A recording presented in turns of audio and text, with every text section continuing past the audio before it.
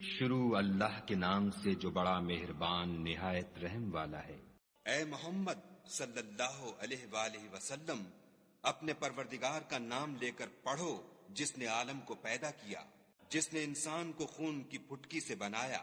پڑھو اور تمہارا پروردگار بڑا کریم ہے، جس نے قلم کے ذریعے سے علم سکھایا اور انسان کو وہ باتیں سکھائیں جس کا اس کو علم نہ تھا، مگر انسان سرکش ہو جاتا ہے جبکہ اپنے تئیں غنی دیکھتا ہے۔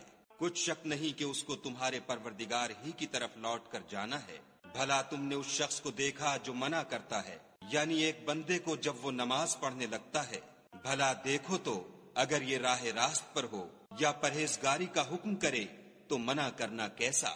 اور دیکھ تو اگر اس نے دین حق کو جھٹلایا اور اس سے منہ موڑا تو کیا ہوا؟ کیا اس کو معلوم نہیں کہ خدا دیکھ رہا ہے؟